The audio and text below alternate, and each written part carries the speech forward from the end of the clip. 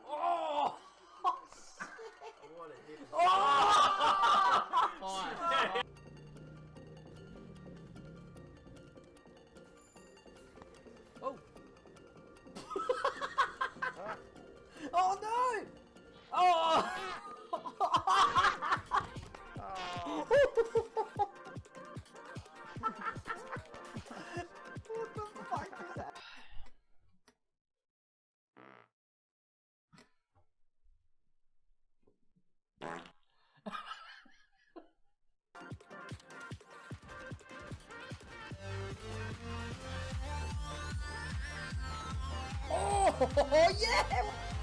Whoop. Whoop. Oh. Woo! Come on!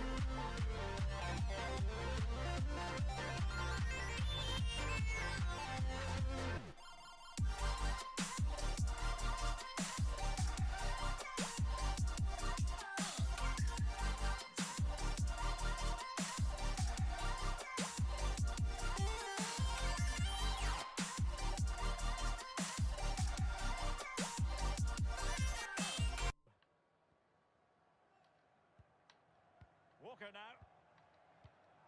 Frank. Frank. Walker. Frank Walker.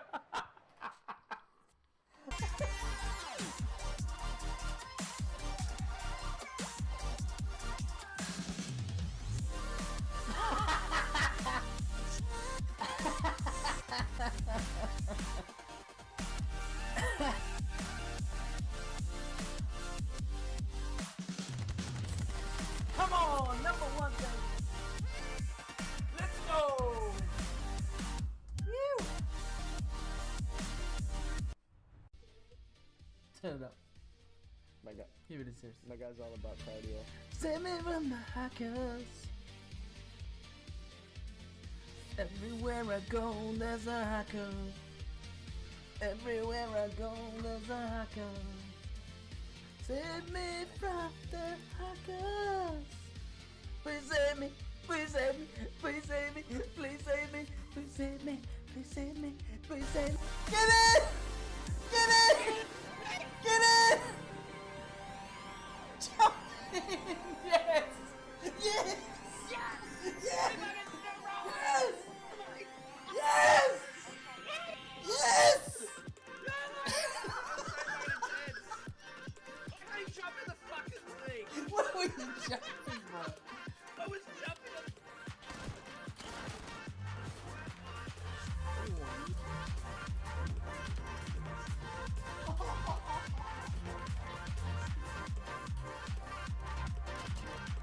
Oh!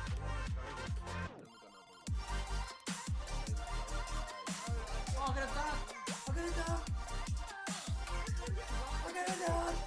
I'm gonna die!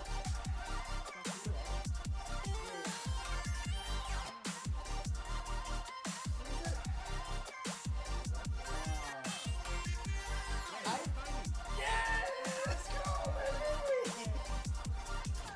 There he is. Oh, they're on top of the roof. One of them is. Yeah! Come on! Let's go! That's how we do it! Come on!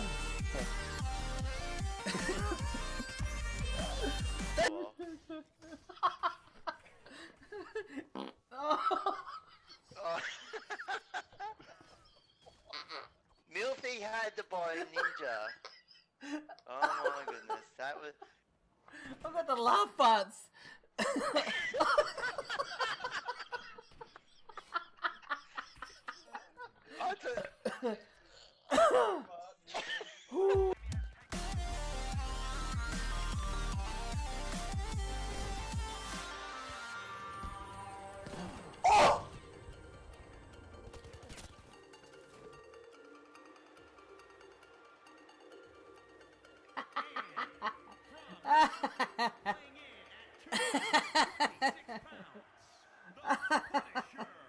As we get ready to go here, Corey, tell me what do you expect to see here in this ECW World Heavyweight Championship match? Yeah!